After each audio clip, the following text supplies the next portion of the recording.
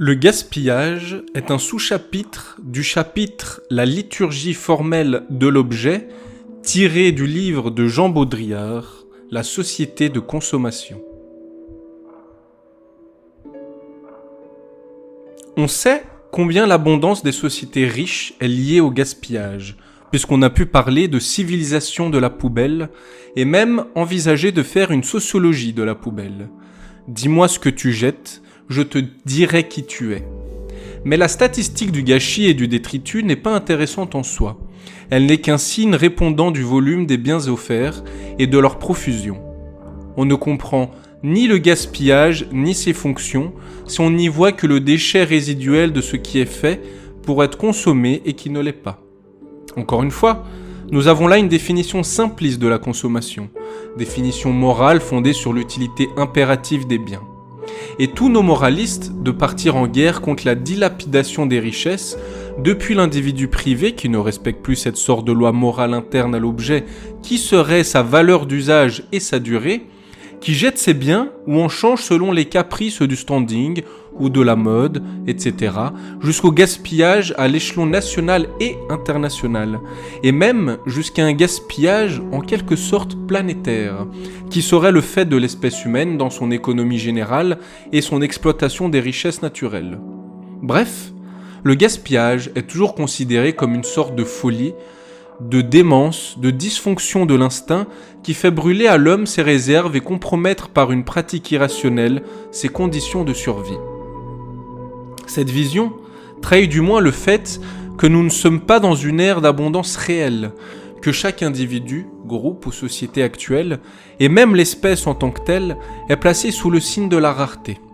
Or, ce sont en général les mêmes qui soutiennent le mythe de l'irrésistible avènement de l'abondance et qui déplorent le gaspillage lié au spectre menaçant de la rareté. De toute façon, toute cette vision morale du gaspillage comme dysfonction est à reprendre selon une analyse sociologique qui ferait apparaître ses véritables fonctions. Toutes les sociétés ont toujours gaspillé, dilapidé, dépensé et consommé au-delà du strict nécessaire pour la simple raison que c'est dans la consommation d'un excédent, d'un superflu, que l'individu comme la société se sentent non seulement exister, mais vivre. Cette consommation peut aller jusqu'à la consommation, la destruction pure et simple, qui prend alors une fonction sociale spécifique. Ainsi, dans les potlatches, c'est la destruction compétitive de biens précieux qui scelle l'organisation sociale. Les quakiutles sacrifient des couvertures, des canoës, des cuivres blasonnés, qu'ils brûlent ou jettent à la mer pour soutenir leur rang, pour affirmer leur valeur. C'est encore par la wasteful expenditure, prodigalité inutile, qu'à travers toutes les époques, les classes aristocratiques ont affirmé leur prééminence. La notion d'utilité, d'origine rationaliste et économiste, est donc à revoir selon une logique sociale beaucoup plus générale, où le gaspillage, loin d'être un résidu irrationnel, prend une fonction positive, relayant l'utilité rationnelle dans une fonctionnalité sociale supérieure et même à la limite apparaît comme la fonction essentielle, le surcroît de dépenses, le superflu, l'inutilité spirituelle de la dépense pour rien, devenant le lieu de production des valeurs, des différences et du sens, tant sur le plan individuel que sur le plan social. Dans cette perspective, se profile une définition de la consommation comme consommation, c'est-à-dire comme gaspillage productif. Perspective inverse de celle de l'économique fondée sur la nécessité, l'accumulation et le calcul, où, au contraire, le superflu précède le nécessaire, où la dépense précède en valeur, sinon dans le temps, l'accumulation et l'appropriation. Ah, ne discutez pas besoin. Le dernier des mendiants a encore un rien de superflu dans la plus misérable chose. Réduisez la nature aux besoins de nature, et l'homme est une bête, sa vie ne vaut pas plus. Comprends-tu qu'il nous faut un rien de trop pour être ? Dit Shakespeare dans Le Roi Lear. Autrement dit, un des problèmes fondamentaux posés par la consommation est celui-ci. Les êtres s'organisent-ils en fonction de leur survie ou en fonction du sens individuel ou collectif qu'ils donnent à leur vie ? Or, Cette valeur d'être, cette valeur structurelle, peut impliquer le sacrifice des valeurs économiques. Et ce problème n'est pas métaphysique, il est au centre de la consommation et peut se traduire ainsi. L'abondance n'a-t-elle au fond de sens que dans le gaspillage ? Doit-on définir l'abondance sous le signe de la prévision et de la provision, comme le fait Valérie ? Contempler des morceaux de nourriture durable, n'est-ce point voir du temps du reste et des actes épargnés ? Une caisse de biscuits, c'est tout un mois de paresse et de vie. Des pots de viande confite et des couffes de fibres bourrées de graines et de noix sont un trésor de quiétude. Tout un hiver tranquille est en puissance dans leur parfum. Robinson humait la présence de l'avenir dans la senteur des caissons et des coffres de sa cambuse. Son trésor dégageait de l'oisiveté. Il en émanait de la durée, comme il émane de certains métaux une chaleur absolue. L'humanité ne s'est lentement élevée que sur le tas de ce qui dure. Prévision, provision, peu à peu nous ont détachés de la rigueur de nos nécessités animales et du mot à mot de nos besoins. La nature le suggérait. Elle a fait que nous portions avec nous de quoi résister quelque peu à l'inconstance des événements, la graisse qui est sur nos membres, la mémoire qui se tient toute près dans l'épaisseur de nos âmes. Ce sont des modèles de ressources réservées que notre industrie a imités. Tel est le principe économique auquel s'oppose la vision nietzschéenne et celle de Bataille, du vivant qui veut avant tout dépenser sa force. Les physiologistes devraient réfléchir avant de poser l'instinct logiste comme l'instinct cardinal de tout être organique. Le vivant veut avant tout dépenser sa force. La conservation n'en est qu'une des conséquences entre autres. Gare au principe téléologique superflu. Et tout le concept de l'instinct de conservation est un de ces principes. La lutte pour l'existence, cette formule désigne un état d'exception, la règle est bien plutôt la lutte pour la puissance, l'ambition d'avoir plus et mieux et plus vite et plus souvent. Voir Nietzsche, la volonté de puissance. Ce quelque chose en plus, par où s'affirme la valeur, peut devenir le quelque chose en propre.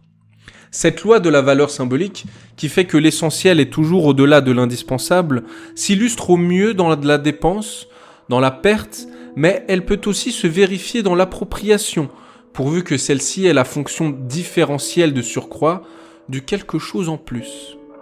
Témoin l'exemple soviétique. Ouvriers, cadres, ingénieurs, membres du parti ont un appartement qui ne leur appartient pas. Loués ou en viagère, logement de fonction attaché au statut social de travailleur, de citoyen actif, non à la personne privée. Ce bien est un service social, non un patrimoine, encore moins un bien de consommation. Au contraire, l'habitat secondaire, la datcha à la campagne, avec le jardin, ceci leur appartient. Ce bien n'est pas un viagère ni révocable, il peut leur survivre et devenir héréditaire. D'où l'engouement individualiste qui s'y attache. Tous les efforts s'orientent vers l'acquisition de cette datcha, à défaut de l'automobile qui joue bien un peu le même rôle de résidence secondaire en Occident. Valeur de prestige et valeur symbolique de cette datcha, c'est le quelque chose de plus. D'une certaine façon, il en est de même dans l'abondance. Pour que celle-ci devienne une valeur, il faut qu'il y en ait non pas assez, mais trop. Il faut que ce soit maintenu et manifesté une différence significative entre le nécessaire et le superflu. C'est la fonction du gaspillage à tous les niveaux.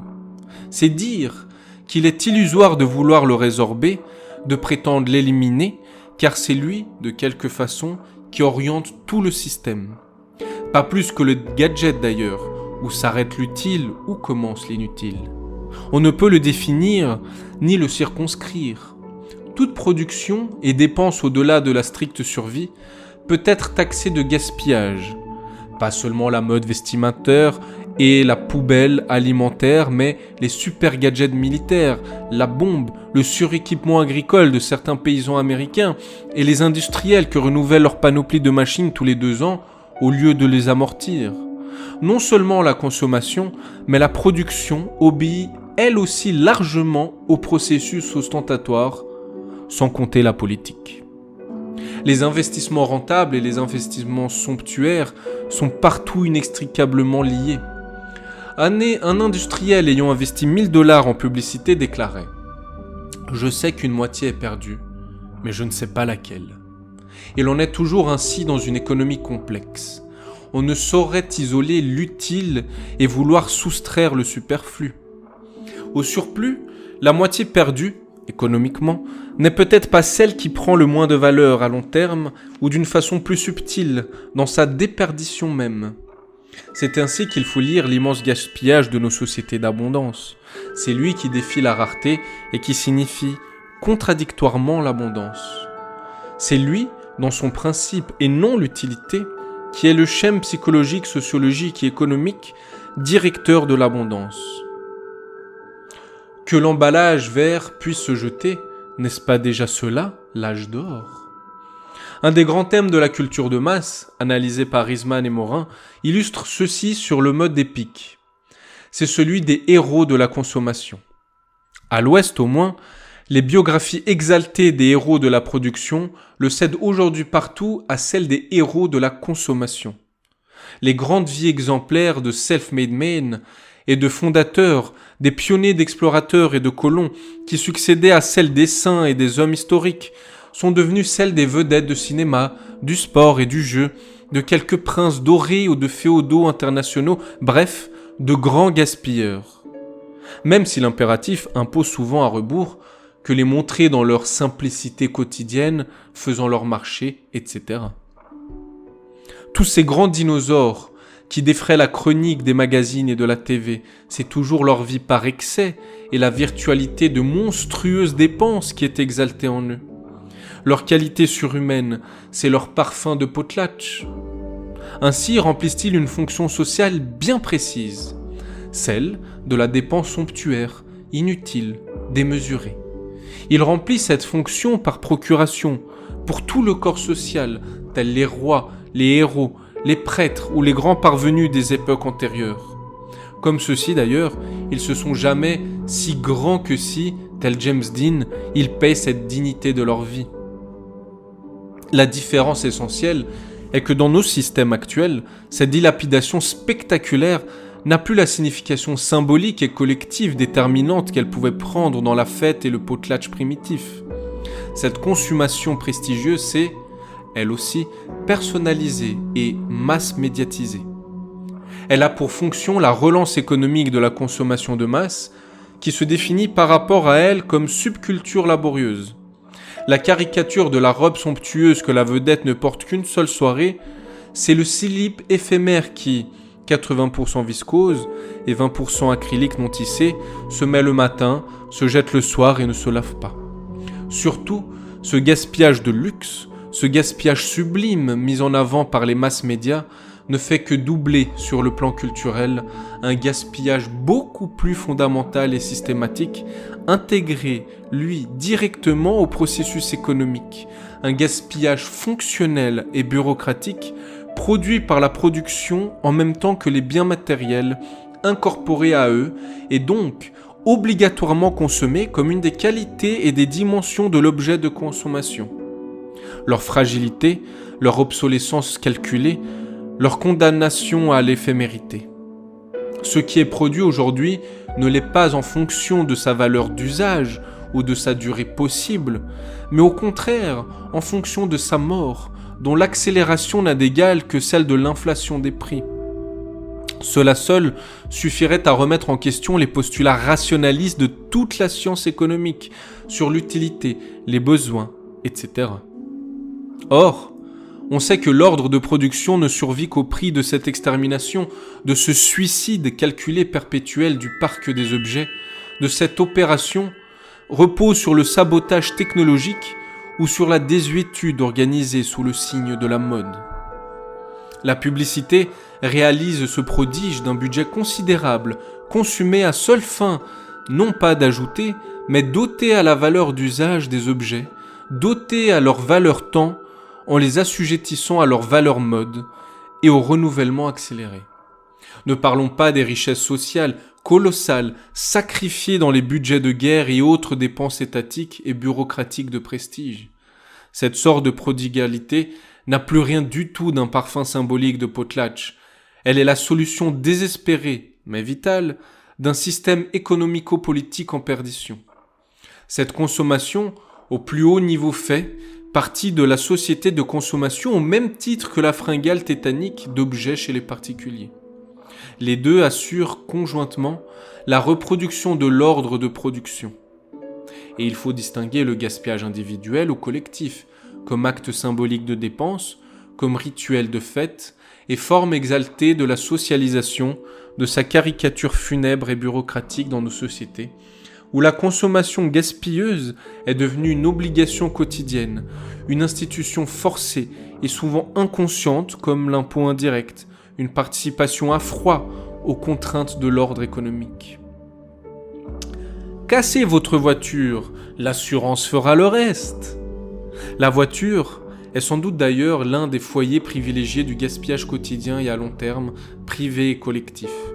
Non seulement par sa valeur d'usage systématiquement réduite, par son coefficient de prestige et de mode systématiquement renforcé, par les sommes démesurées qui y sont investies, mais plus profondément sans doute par le sacrifice collectif spectaculaire de tôle, de mécanique et de vies humaines que représente l'accident, gigantesque happening, le plus beau de la société de consommation, par où celle-ci se donne, dans la destruction rituelle de matière et de vie, la preuve de sa surabondance, preuve inverse, mais bien plus efficace pour l'imagination profonde que la preuve directe par l'accumulation. La société de consommation a besoin de ces objets pour être, et plus précisément, elle a besoin de les détruire. L'usage des objets ne mène qu'à leur déperdition lente.